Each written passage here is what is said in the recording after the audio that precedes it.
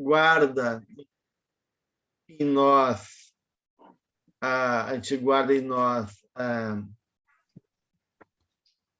as conquistas do passado, né? Os alicerces que estão no inconsciente mais profundo, diz o Joana, né? São nossas experiências, aquilo que a gente já conquistou. E, de outro lado, né? As possibilidades que estão no nosso supraconsciente, né? Ou nesse inconsciente sagrado, que é um outro termo que ela usa, né? Para esse termo, né? Que é esse potencial, né? O superconsciente, quando a Alice também fala, né? E representa essas possibilidades, então, ainda não realizadas, mas que fazem parte da nossa natureza, né? E entre o passado e as possibilidades do futuro, há esse embate de forças, né? Então, aí há um caminho bastante interessante da pedagogia divina, quando a reencarnação, né? Porque a reencarnação ela abre uma nova oportunidade, então, de uma certa maneira, mesmo que a gente possa reencontrar antigos personagens das nossas vidas anteriores, que a gente está em débito ou tem projetos com eles, mesmo que a gente tenha que se deparar novamente com padrões do passado, que ainda estão em conflito, mal resolvidos, né, dentro de nós, né? Mas há um cenário novo, né? Um cenário novo, novas possibilidades, com novos arranjos, com novos desafios, com novas configurações, para justamente, nessa primeira fase da infância, poder favorecer novas informações, novas experiências, nova construção de uma identidade psíquica, a fim que a gente possa, então, contrapor e agregar em relação ao nosso passado e, ao mesmo tempo, limpar aqueles elementos que ainda estão sendo trabalhados e que não estão assimilados de uma maneira favorável, né? Gerando tensões, gerando conflitos. Então, a beleza, né, da vida, a sabedoria do Pai, o amor dele, né, que nos perdoa, e esse perdão se manifesta nessa nova oportunidade que cada encarnação nos dá, também um método pedagógico, né, de poder, de uma certa maneira, criando esse movimento da vida e, de uma certa forma, também movimentando essas forças espirituais em favor do despertar cada vez maior da nossa consciência e dos recursos que habitam dentro de nós, né? Então, de uma certa maneira, o self, né, na psique objetiva, né, uma parte do inconsciente que a gente chama de psique objetiva, guarda toda a realidade. Toda a realidade do universo já está dentro de nós. Assim como a lei divina, está lá no livro do Espírito, também já está dentro de nós, né? Mas é necessário que a Joana coloca, né, a gente possa assumir esse movimento de maneira consciente, né? De fazer opções. O ser existencial, na sua caminhada de maturidade psicológica, ele tem que fazer uma avaliação de sua benfeitora, né? Tanto de ordem interna como de ordem externa, né? E poder reconhecer os que são mais importantes, né? Para poder realmente ter uma meta espiritual em favor da nossa evolução. Diferente, né, do ser fisiológico, que ainda está preso nos fatores externos, nas questões básicas da vida, né? Imediatista, ainda nessa consciência de sono que a benfeitora coloca, e ainda inconsciente dessa dimensão mais profunda do ser. E aí ela dá uma informação interessante, né, que o ser humano, em média, tem 60 mil pensamentos por dia. Achei interessante essa informação, falando, né, o quanto a nossa... Desculpe, Gel, você poderia Desculpe, pode repetir repetir? novamente? Também não entendi. Desculpe. Ela comenta nesse capítulo, em média, o ser humano ele experimenta 60 mil pensamentos por dia.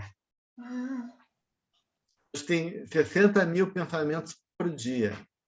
Isso não é pouco, hein? 60 mil é muito pensamento, né? Num dia só, né? A gente vê como a gente é uma máquina, né? Realmente o ser espiritual está vibrando e produzindo constantemente numa uma complexidade, né? E num leque de possibilidades muito ricas, né? E o quanto a gente tem que usar, então, o Joana falou, a importância de a gente poder aprender a usar esse tesouro abundante, o pensamento. O pensamento está ali, é a base de todo o processo criativo, né, da realidade. Né? E de poder se dar conta também, diz a benfeitora, do quanto a gente fica preso, muitas vezes, nesse monoideísmo, em auto-obsessão, né? Preso no pessimismo, preso em viciações mentais, preso em lamentações, em queixas, que vai desgastando justamente as nossas potências espirituais, onde já entra a conexão com o nosso self.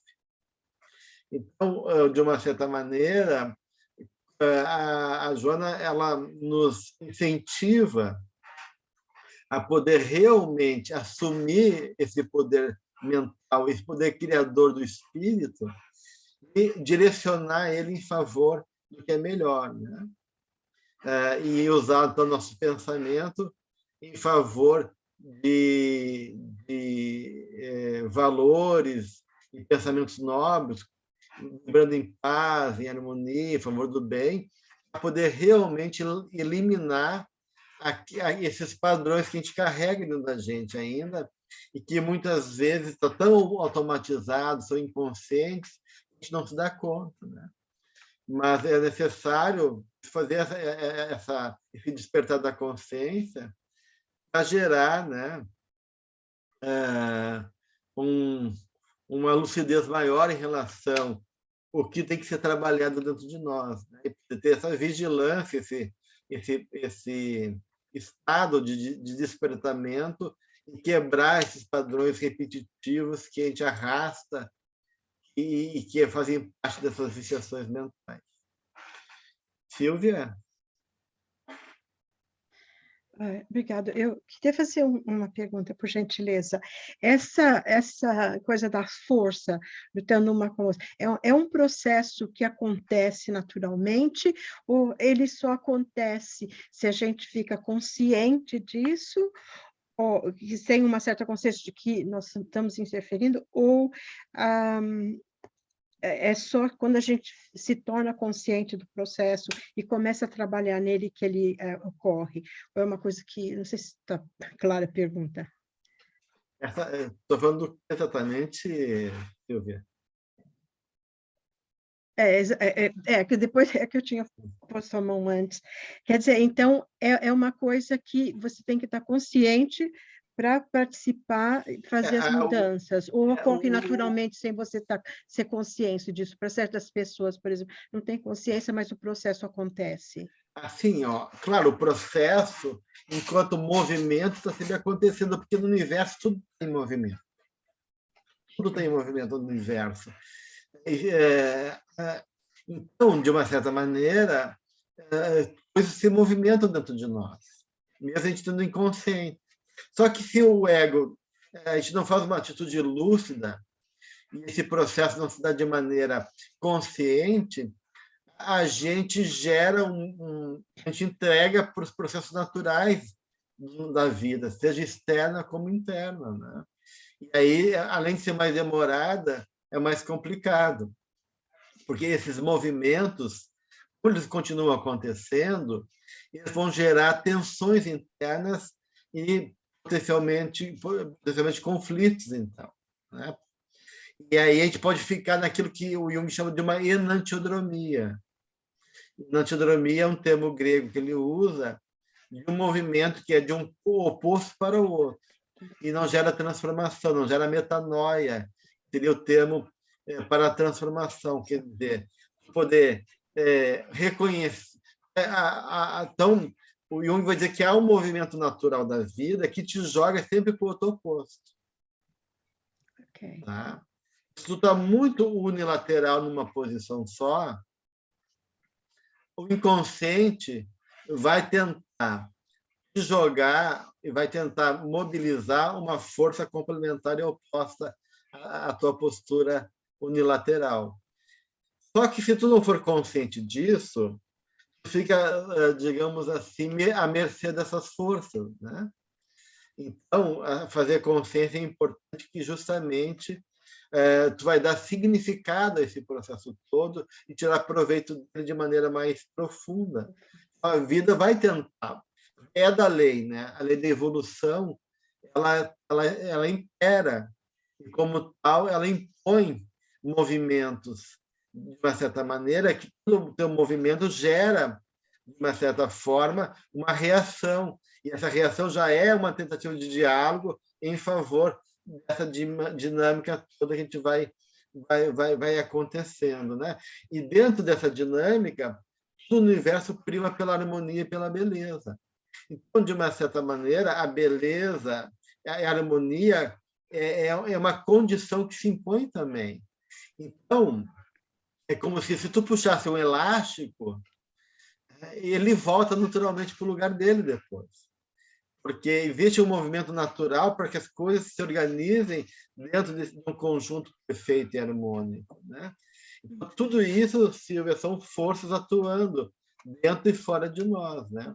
Mas, com certeza, a consciência é fundamental para que se possa se dar de maneira bem elaborada, bem construída e assim melhor proveitosa, né? Eu consigo fazer uma visualização, na medida que você vai explicando, é como se a gente estivesse num barco, sendo jogado de um lado para outro, até o momento que, ou por um motivo, ou por razão, chegou à consciência disso, você pega os remos e daí você começa a navegar o barco, daí começa a ter o controle e a gente vai para o caminho que quer ir, coisa assim. Quer dizer, de uma forma ou de outra, a vida sempre leva a gente a essa conscientização. Seria claro. isso? Pelo menos força, né?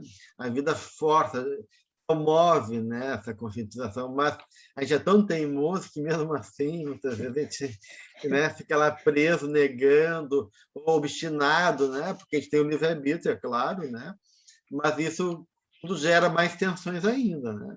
E essas tensões vão promovendo o conflito vai gerando uma desacomodação necessária justamente para gerar essa consciência e um movimento de transformação. Tá, ok. Muito obrigado, Gelson. Gabriele? Oi, obrigada. Só para ver se eu entendi, quando a gente estava falando sobre o ser espiritual, né? Acho que você falou entre ser físico e ser espiritual. Ser existencial, Desculpa? O ser existencial. Existencial, tá, obrigada.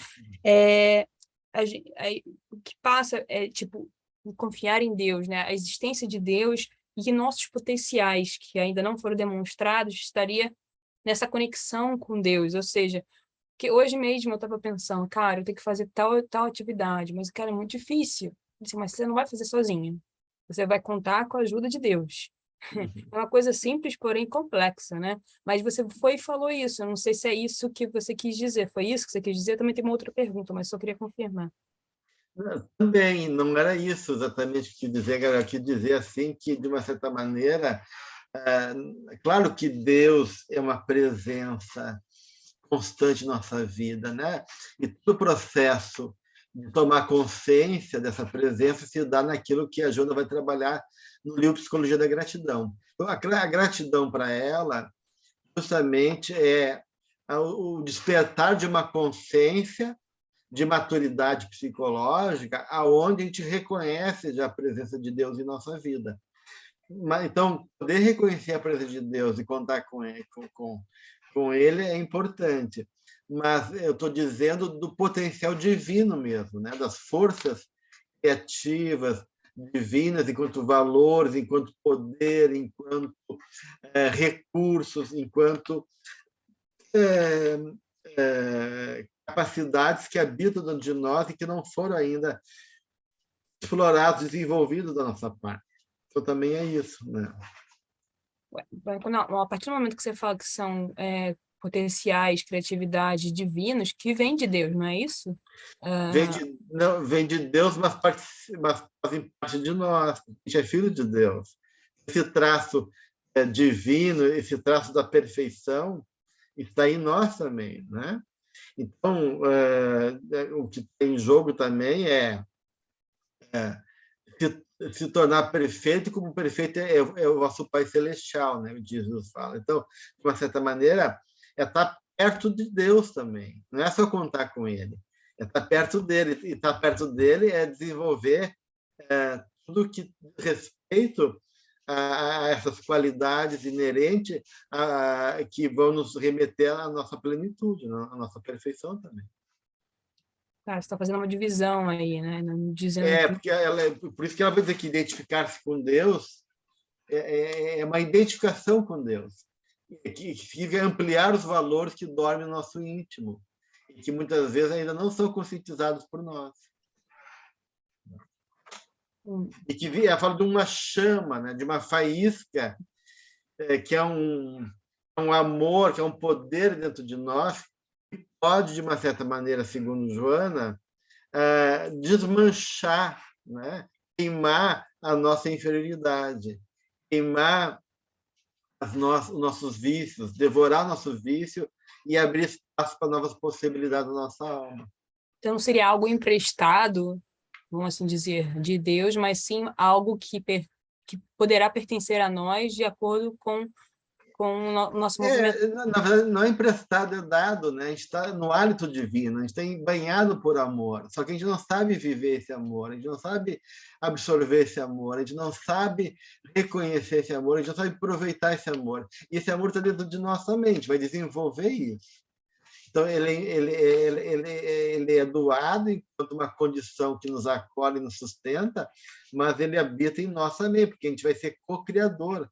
Deus nos convida para colaborar com ele na sua obra, né? Tá bom, então acho que já tá bom, eu já perguntei demais, eu teria outra pergunta, mas tudo bem, obrigada. Mariana? Gelson, não é só uma... aqui na primeira parte desse capítulo, que se chama Base para a Autorrealização, ela fala o seguinte, que para lograr, logo no primeiro parágrafo, para lograr o êxito nesse tentame, é necessário possuir autoconfiança e fé. Na sua opinião, qual é a diferença entre autoconfiança e fé?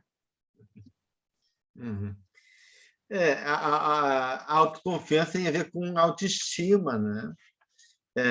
A fé é uma crença da qual tu não tem consciência, né? Tu tem fé, a fé é um processo de, eu diria assim, uma experiência sentimental, né? A fé também fala de confiança, né?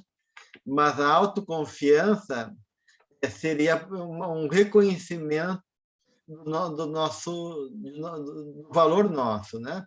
Não deixa de ser um tipo de fé, mas a fé aí, daí a fé também, enquanto a autoconfiança diz respeito à nossa relação conosco mesmo, a fé diz respeito à vida e a Deus, né? Fé é poder realmente... Porque eu escutei, quando eu li isso aqui, eu fiquei pensando, autoconfiança e fé. Eu escutei a entrevista do Dalton Mello, acho que é o Dalton Mello, ou Celton Mello, eu confundo, que fez agora do Arigó, o filme do Arigó. Né? E aí ele disse que ele era ateu, e aí a pergunta era se esse filme mexeu com ele, não sei o quê, e ele disse que ele mexeu, não sei o que, ele sempre foi ateu, mas que ele sempre teve uma fé muito grande. E aí ele conta que ele passou por aquele acidente do helicóptero, e que ele tinha fé, ele tinha certeza que ele ia passar por aquilo, que ele ia sair, que ele ia ser socorrido ali daquele helicóptero, né? E naquele momento realmente eu refleti bastante sobre a fé, porque a gente tem essa conotação religiosa, né? E ali eu fiquei pensando, era uma autoconfiança ali? Era uma fé? Não, Realmente, eu não sei, fiquei... na verdade, era uma fé, realmente, uma fé, porque, na verdade, a fé é uma certeza, né? Uma certeza que não é racional. O Espírito fala de uma fé raciocinada, porque a fé raciocinada ela vai alimentar essa fé de maneira adequada, porque eu posso ter uma fé cega e doentia, né? Como a gente vê muitas vezes em algumas seitas, algumas propostas da vida aí, e seja não só no âmbito religioso, mas também em outras áreas. Então, a crença é inerente ao ser humano, é do ser humano essa crença, vai despertar essa fé, tem que ser trabalhada, como tudo tem que ser desenvolvida, né? Essa fé ela se desdobra em várias possibilidades, inclusive a fé em mim mesmo, a fé na vida, que, do ponto de vista psicológico, é determinada pela experiência da ânima. A ânima é um elemento conectivo que te coloca em conexão com a vida. Então, na verdade, é uma certeza por um princípio de conexão. Não é racional, mas que a razão vai te ajudar a elaborar e desenvolver isso de maneira mais criteriosa, né? A fé é justamente tu poder acreditar. E o que te faz acreditar? O que te faz ter certeza que tu vai ser ajudado, que tu pode ficar tranquilo que alguém vai te socorrer nesses escopos do helicóptero, né? Então é uma certeza, então é uma experiência muito mais de sentimento do que de cabeça, né? Então é uma consciência, não é racional, né? Só que essa fé, quando não trabalhada, ela é muito rudimentar e pode ser perigosa, né? Ver, né, as pessoas que então, porque a consciência e a razão vão sendo elaboradas, mas é uma experiência de entrega e de certeza, né? Então, autoestima é eu poder reconhecer o meu valor, né? O meu valor próprio. Então, eu tenho autoestima. E ter fé, eu ter certeza, né? De que a vida é boa, eu ter certeza que eu sou amado, ter certeza que Deus me ama, ter certeza que eu não estou sozinho nem desamparado, né? E a autoestima é um elemento que ajuda na fé, né? Porque... Desculpa. Foi. Não, porque de uma certa Não, maneira... porque realmente você passa, assim, você vê, né? Ela fala que isso é a base, né? Dessa autorrealização.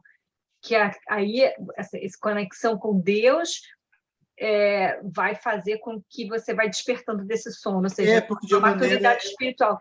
Agora, o que eu acho essencial nisso tudo, realmente, aí vem também essa questão da fé, é a gente saber que existe a vida após a morte, que a gente não é só isso, porque quando eu li esse negócio aqui que ela coloca, a doença é sempre um acidente de percurso, jamais sendo uma realidade. Então, isso é uma visão realmente do espírito, né? Não é uma visão que a gente traz aqui só para essa vida. E aí, realmente, a fé, você tem que realmente ter a fé, você tem que saber disso, você tem que se conectar com Deus, que aí a doença é um acidente de percurso, porque a realidade é que eu vou... né? Exatamente, porque assim, né, Mariana, o que ela está falando desse poder, porque por isso ela fala em autoestima e fala em fé. Está falando de potência, né? A potência de realizadora. E essa potência de eu poder me apropriar de mim mesmo e dessa potência e poder realmente fazer uso disso e acreditar nisso e investir nisso.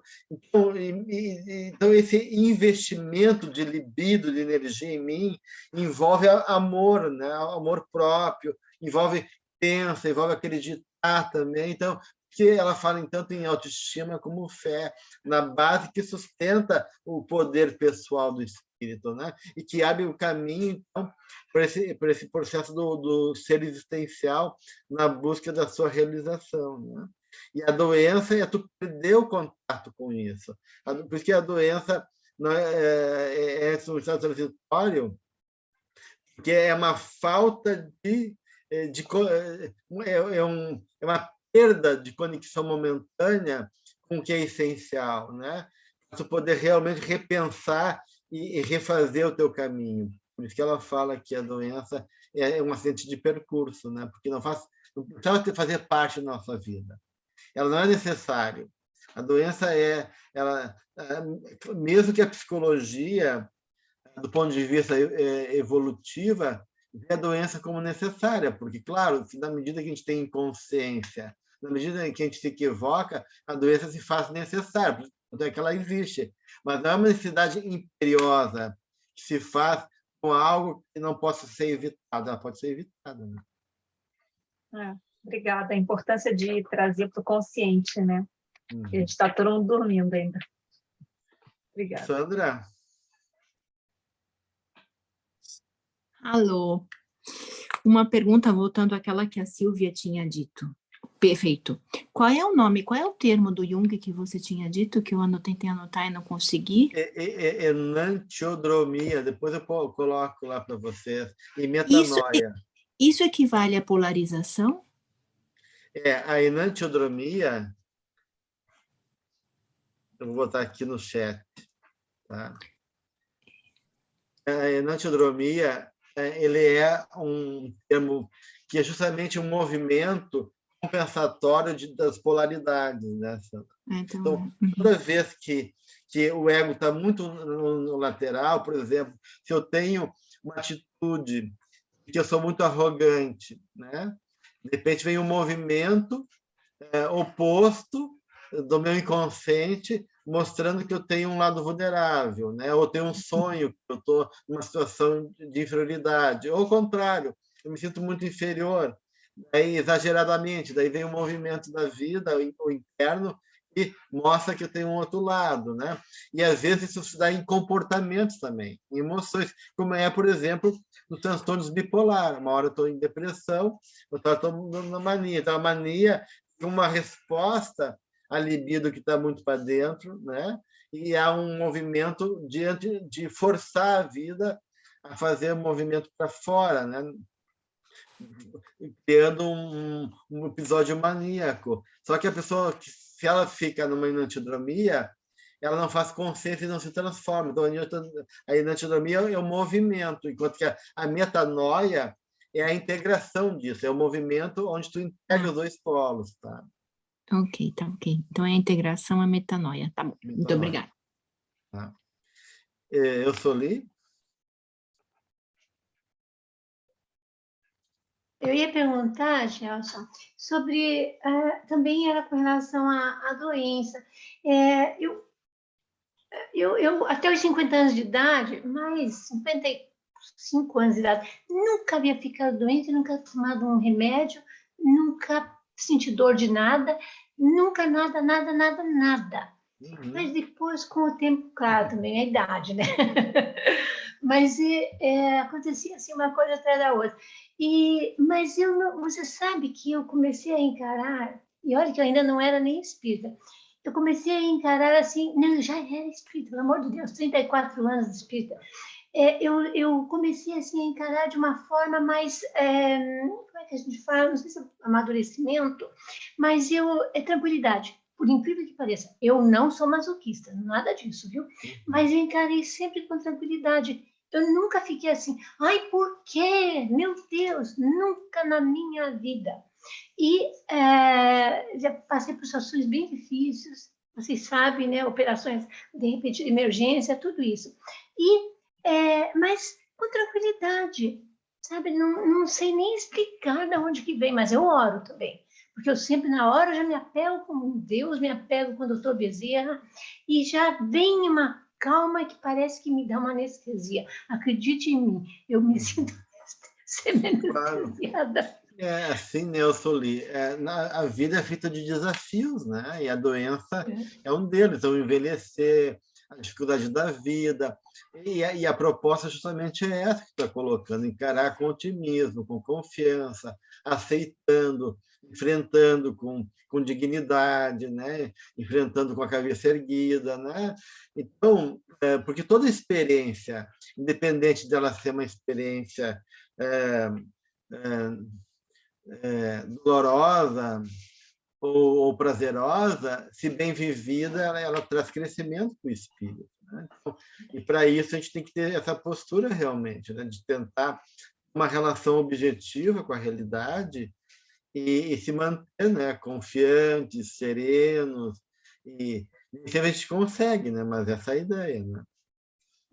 E é isso mesmo. Você sabe que, primeiro, a calma parece que ela faz a mente ficar muito lúcida.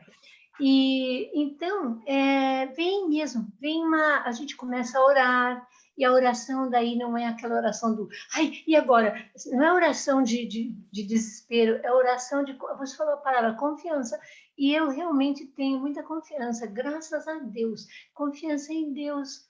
Aí eu sei que a gente é pequenininha, mas a gente sabe que Ele, né, está com a gente sempre.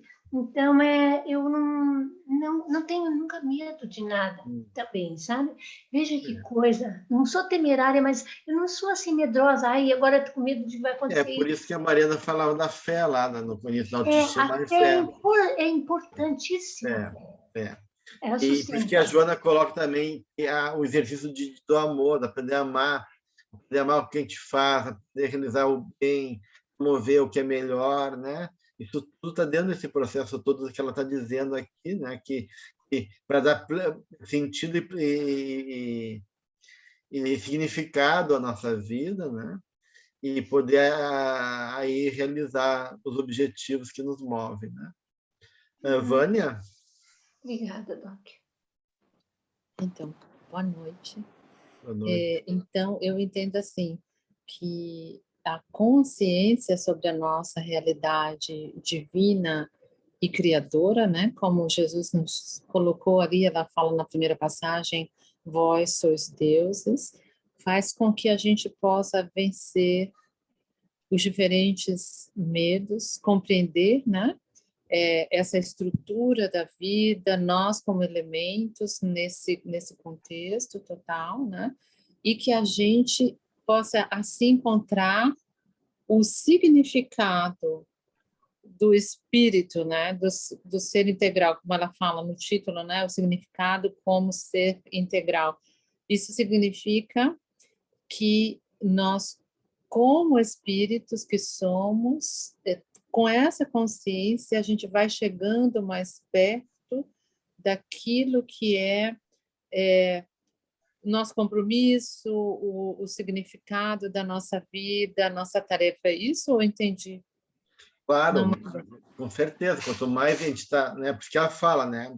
No final, mas antes de começar o item conquistas que planificam, ela vai justamente fazer uma síntese dizendo que é indispensável estar acordado, né, Vânia?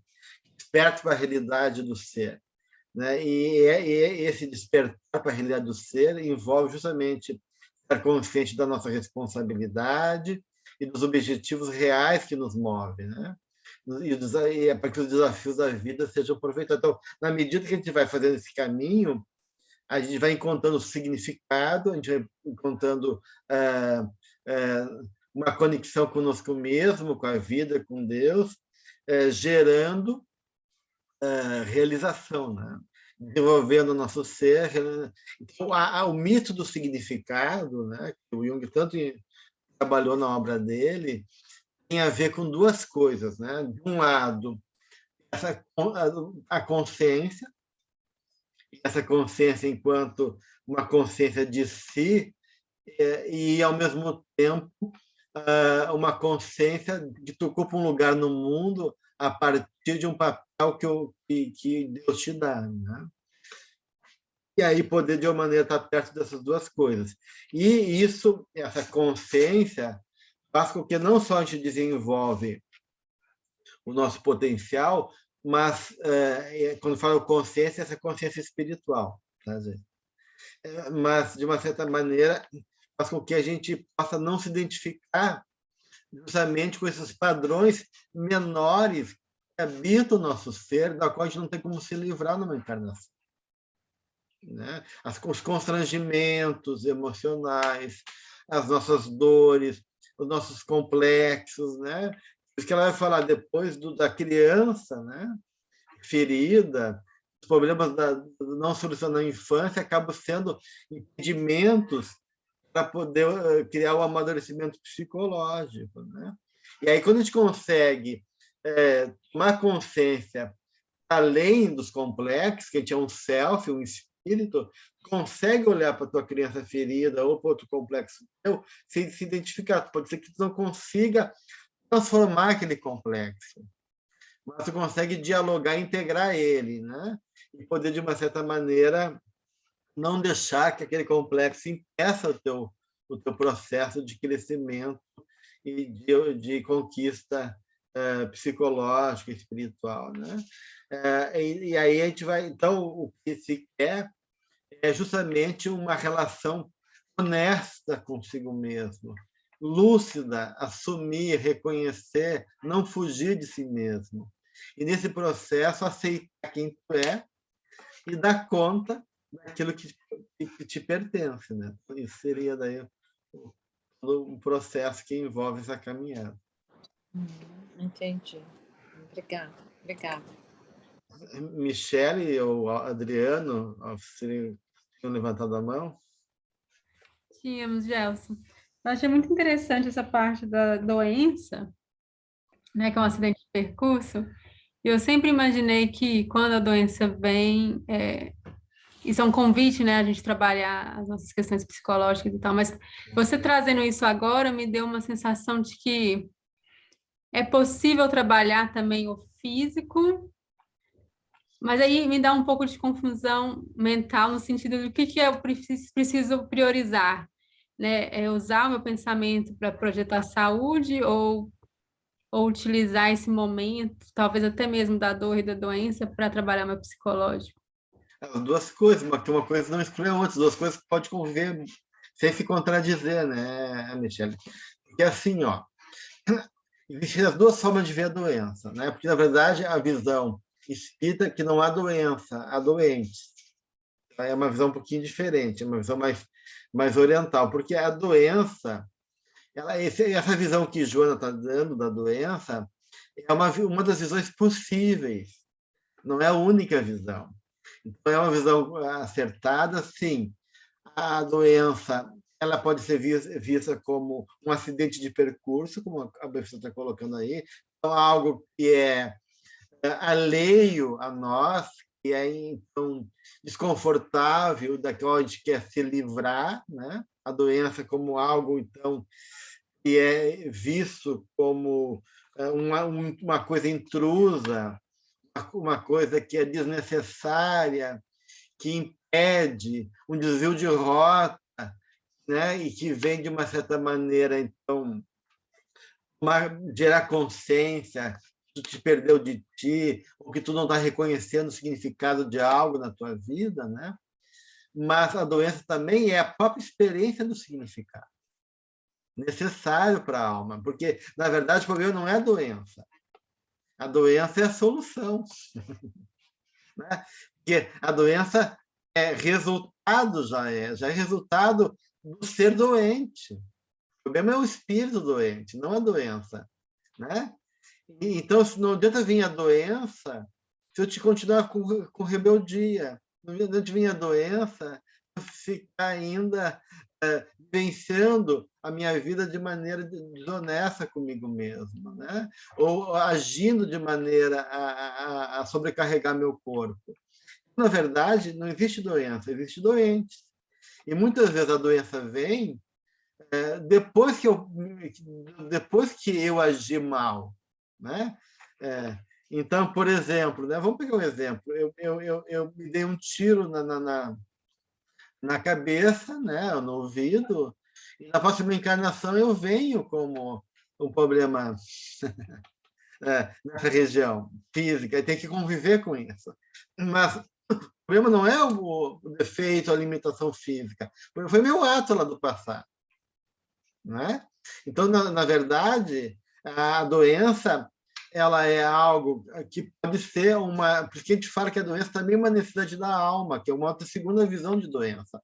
Algo que eu posso expressar, reconhecer e viver e ter significado na doença, porque naquela limitação física eu estou também podendo reconhecer o valor de algumas coisas, ou, de uma certa maneira, é um alerta para mim não cometer de novo suicídio, ou seja o que for. Então, a doença ali também é algo que a alma necessita. Né? Então, por um lado, a doença ela pode ser evitada enquanto percurso, algo transitório e um acidente. Do outro lado, depois que eu fiz a minha danação, né, fiz o comportamento inadequado, a doença pode ser uma forma de eu viver o meu lado. O que é a patologia do ponto de vista psicológico? Aquele lugar da alma onde ela vive o sofrimento e aqueles elementos que não são aceitos, né? ou que não são reconhecidos, ou que, de uma certa maneira, são difíceis de suportar.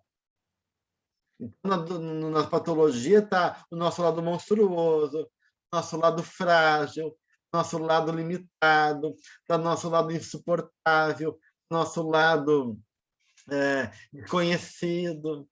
Tudo isso na patologia também, né? E por isso que ela é inerente à alma também, né? Então, não existe um arquétipo da patologia. Cada patologia tem seu arquétipo. Então, é do arquétipo patologizar. Cada arquétipo vai patologizar dentro do seu esquema, dentro do seu padrão. Então, a patologia é inerente à alma. Então, de uma certa maneira, ela pode ser evitada enquanto percurso, sim. Enquanto percurso, ela pode ser entendida como um desvio, assim como o mal. Né? O mal pode ser evitado. Mas, enquanto experiência da alma, ela já é uma necessidade. Então, é diferente. Porque se tu vê a doença como fruto da tua inconsciência, ela pode ser evitada. Ela é algo realmente um acidente. E agora, se tu vê a doença como algo que se impõe uma necessidade da alma, eu tenho que viver isso, que isso diz respeito a uma necessidade minha e tem um significado para mim, aí a doença ocupa um outro lugar. A gente está falando daí do patos, do sofrimento, né? Sofrimento de Cristo, né? O pato, né? Então, a alma, o Platão fala da circularidade da alma, né? E na sua patologia, a alma busca o quê? Profundidade. Ela busca significado. Ela busca entrar para dentro de si, né? Então, de uma certa maneira, a patologia é uma forma de extrair significado e é uma forma também de tu encontrar o arqué, né? O que é essencial para a alma. O arquetípico é aquilo que é essencial, né? Então, de uma certa maneira, o que tem de essencial na minha vida não pode ser vivido de outra maneira a não ser por aquela patologia, nesse momento, né? Nesse momento, né? Ou o que se impõe como uma nanque, uma necessidade, né? Então, esse lado da patologia também. Tá? Eu só não consigo entender como espíritos tipo do Chico Xavier precisaram passar por patologia, sendo que já estavam trabalhando a nível tão profundo. Mas, Michele, por amor de Deus, não é uma questão kármica, porque senão o cachorro não adoecia, os cachorrinhos adoecem, passam fome, nossa miséria humana, são rejeitados, são maltratados e sofrem porque não tem karma. O Emmanuel tem uma mensagem exatamente sobre isso, né? O sofrimento não é uma questão kármica. Então, se eu estou aqui na Terra e reencarno, diz, Gelson vai ter que reencarnar numa cidade bem poluída, porque lá é preciso de ti lá. Tudo bem, a poluição não tem a ver comigo. Mas se eu reencarnar lá, eu vou estar afetado pela poluição. Eu vou pagar um preço de estar reencarnado. O meu corpo vai sofrer isso. Não é uma questão de karma. Tu paga um preço pelo mundo também. Paga um preço por todos. A gente paga um preço de conjunto. A dor do outro é a tua dor, né, Michele? Então, tu não adoece. O Jung vai dizer que tem umas neuroses que não são individuais, são coletivas. Neuroses e patologias que não são tuas, é do mundo. E que tu vive como se fosse tua também. É uma coisa bem complexa. é muito mais profunda e abrangente do que a gente pode imaginar. Então, Chico ele não adoeceu por causa dele, ele adoeceu por causa dessa causa, de tanta carga espiritual, de tanto pensamento, de tanta, sei lá o quê, de tanto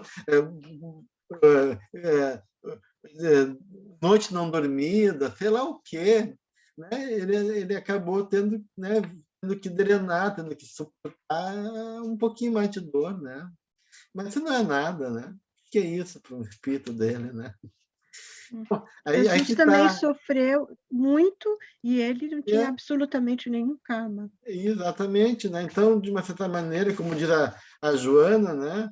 As experiências são necessárias, né? E o espírito que ama, ele paga o preço, gente. Ele paga o preço. E sem muita complicação. Não tem que ir, vamos lá. Né? Então é isso. Gabriele? Oi, obrigada. Então, um pouquinho atrás você estava falando sobre a consciência de nós mesmos. Então, quando a gente tem consciência, a gente vê que a gente tem constrangimentos emocionais, como você estava falando, complexos, também a nossa criança interior. Apesar disso fazer parte de nós, segundo eu entendi que você falou, gostaria que você confirmasse, para a gente não se identificar com isso, ver que a gente tem possibilidades maiores do que isso. É que, às vezes eu fico presa assim, a coisas literais, né? Porque Sim. assim, é parte de nós, porém não se Parte de nós. identificar. Não se identificar é não ficar preso nela. Eu tenho um lado infantil. Eu não tenho que agir de maneira infantil. Se eu me identificar com ele, ele vai tomar conta de mim, né, Gabriela? Então, eu não me identifico com o meu lado infantil. Eu reconheço, eu aceito. É não julgar, é não rejeitar, mas também é não se identificar. Tu acolhe esse lado, ele participa da minha vida, ele faz parte da minha natureza, eu tenho que aprender a lidar com ele, acolher, mas a questão é eu não se identificar, porque se eu me identificar, eu viro uma criança daí, 24 horas por dia. Funciona, eu sou por tomado exemplo, por ela. assim, Oi? funciona se tiver assim, porque às vezes eu trabalho assim, como eu tivesse pessoas hierarquicamente maior, tipo assim, uma pessoa que está mais responsável e fala assim, poxa, você está sendo infantil Sim. aqui, eu sei que você Um está alter ego, um ego mais elevado. vamos, Conversando com o outro. desculpa, eu Não, é uma forma de diálogo, né? Os meus eus, dando pessoas seus eus, né? Quem é que está aqui dentro de mim hoje falando, né? E aí tem um lado mais sábio dentro de mim, que é o self, né? Que já tem uma consciência maior, mais lúcida, e consegue ver a partir de um outro ângulo das coisas. E cria um diálogo proveitoso com minhas partes menos elaboradas, menos trabalhadas.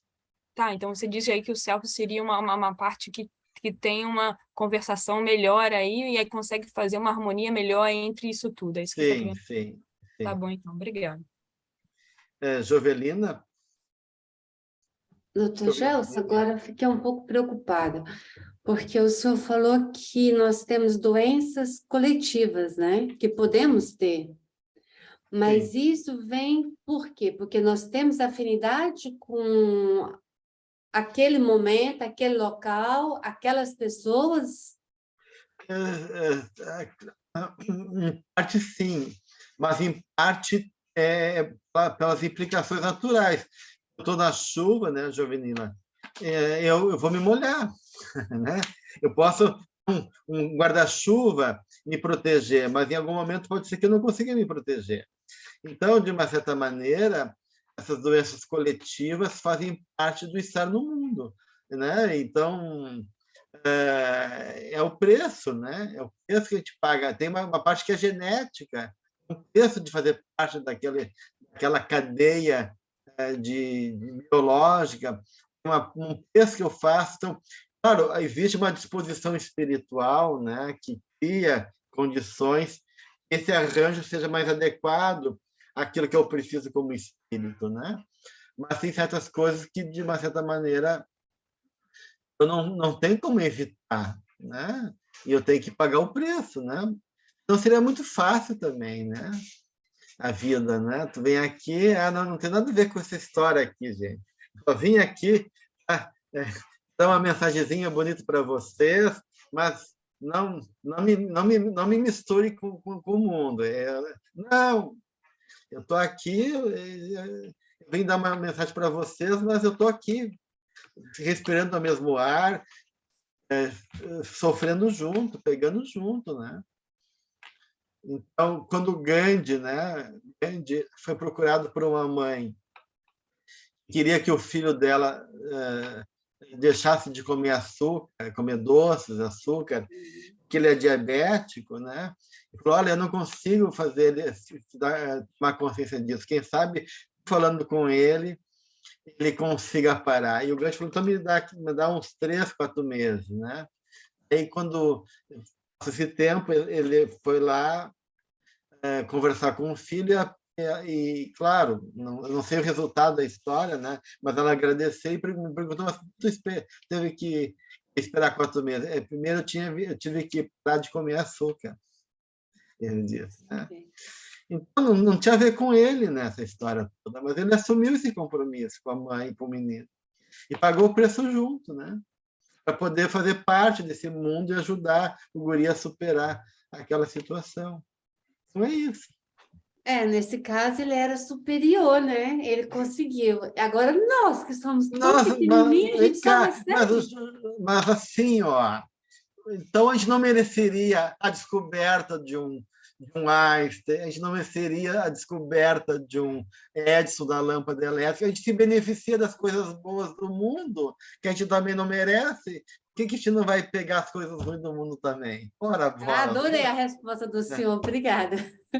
Então, a gente bebe do bom e bebe do ruim também, né? Não dá para Tá certo. Ok, obrigada.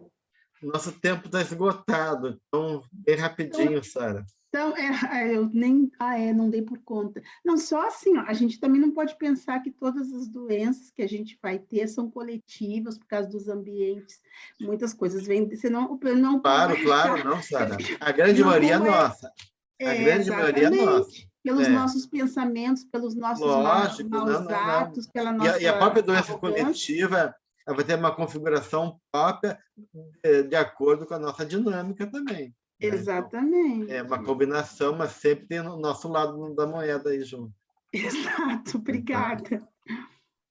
Ok, gente. Alguém faz, então, a prece de encerramento?